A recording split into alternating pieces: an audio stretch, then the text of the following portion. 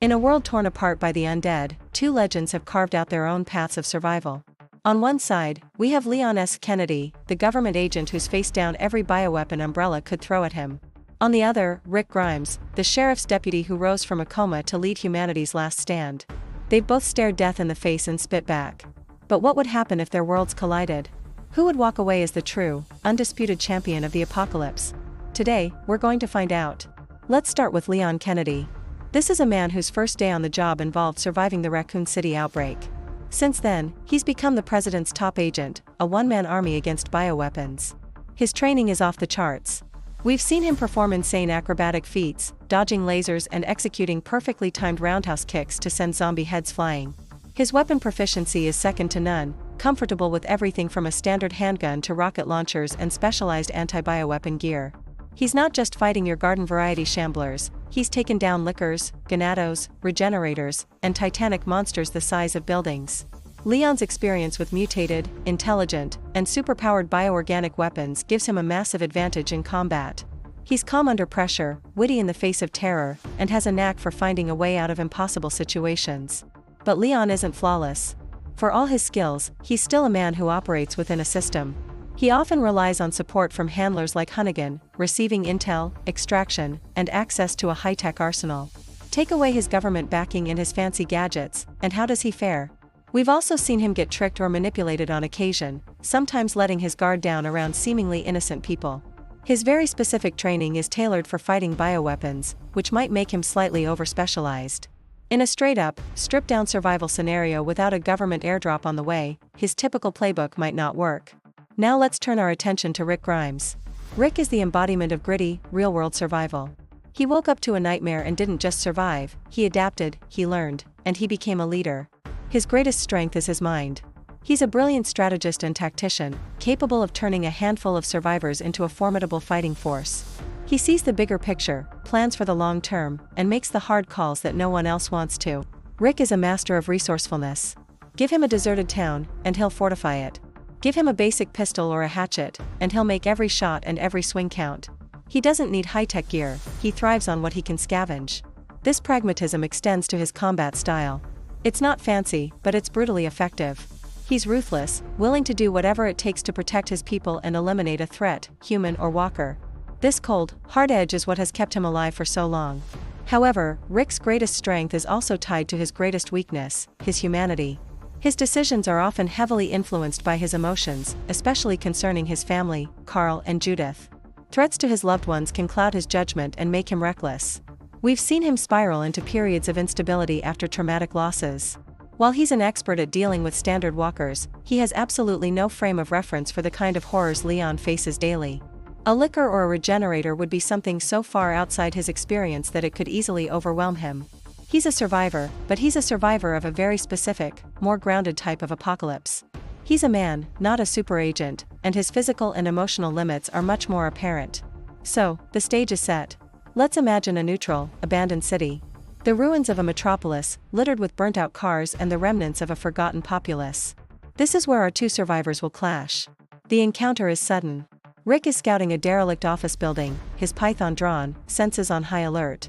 Leon is moving through the same area, his movements fluid and silent, a trained predator in his element. They spot each other at the same moment across a debris-strewn plaza. A tense standoff. Rick sees a man with tactical gear and assumes a threat from a hostile group. Leon sees a grizzled survivor, potentially dangerous. Words are useless here. The first shot cracks the silence, it's Rick, aiming for a disabling shot. Leon dives, rolling behind a concrete barrier and returning fire with disciplined, precise bursts. It's a classic exchange, Rick's raw power versus Leon's trained precision. The initial firefight ends in a stalemate, and the battle shifts. This is now a cat-and-mouse game through the urban jungle. Rick, the master strategist, uses his knowledge of environmental hazards. He tried to lure Leon into a dead-end alley he previously rigged with a simple but effective tripwire trap. He's thinking 3 steps ahead, trying to funnel his opponent. But Leon isn't just any opponent. His situational awareness is off the charts. He'd spot the subtle disturbance in the dirt, the glint of the wire. Instead of falling into the trap, he uses the city's verticality, scaling a fire escape to get a higher vantage point. He's using his acrobatic skills to change the battlefield, trying to flush Rick out from above. Rick would counter by disappearing into the sewer system, using the darkness and confined spaces to his advantage, turning the city itself into a weapon. Eventually, they're forced into close quarters. Ammunition is running low, and the chase leads them into a collapsed parking garage. This is where their different fighting styles truly shine. Rick charges in, a whirlwind of desperation and fury, swinging his iconic hatchet in wide, brutal arcs. Each swing is meant to end the fight. It's raw, powerful, and utterly ferocious. Leon, on the other hand, is a picture of composed lethality. He doesn't meet force with force. He uses his martial arts training to parry, dodge, and redirect Rick's attacks. He's not looking for a single killer blow, but a series of precise strikes to disarm and incapacitate. He'd use joint locks and quick knife jabs, aiming to neutralize Rick efficiently. It's Rick's raw aggression versus Leon's technical mastery. The fight is incredibly close, a brutal dance of survival. But the noise of their battle has not gone unnoticed. From the dark corners of the city, a sound begins to grow. A low, guttural moan that multiplies into a deafening roar. A massive horde of walkers, drawn by the gunshots and commotion, floods the area. Hundreds, then thousands, pour into the streets and the garage, a relentless tide of the dead. The one-on-one duel is over. Now, they are surrounded, back to back. This is the ultimate test. Do they turn on each other, trying to use the horde as a weapon? Or do they form an uneasy alliance to survive? Rick would immediately start calling out commands, trying to create a choke point. Leon, recognizing the immediate, overwhelming threat, would fall into his role as a crowd control expert. So, who wins? This is where we have to look beyond the fight itself and at the core of what makes them survivors. In a one-on-one fight, Leon's superior training and physical abilities give him a significant edge. He's faster, more agile, and a more skilled combatant in almost every measurable way. He could likely defeat Rick in a direct confrontation. However, the question is not who wins a fight, but who is the ultimate survivor. And survival isn't a 10-minute battle. It's a marathon. In this prolonged scenario, without government support, without specialized weapons, Leon's biggest advantages are neutralized. He's an operative without an operation. Rick Grimes, on the other hand, is in his element. This is his Tuesday. His ability to lead, to strategize with nothing, to build something from the ashes, and his sheer, stubborn refusal to die are what define him. He is more adaptable to a long-term, low-resource environment. While Leon is the better soldier, Rick is the better survivor.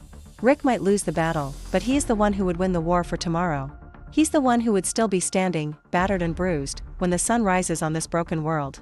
Our final scene, the horde has been thinned, the immediate danger has passed. Leon, acknowledging Rick's tenacity, might give a nod of respect before melting back into the shadows, a lone agent once more. But it is Rick Grimes who remains. He stands not as a victor over one man, but as a symbol of humanity's enduring will, looking out over the ruined city, already planning his next move. What do you guys think? Did we get it right? Let us know in the comments who you think would win this epic showdown. And if you enjoyed this battle, make sure to hit that like button, subscribe, and ring the bell so you don't miss our next one. Thanks for watching.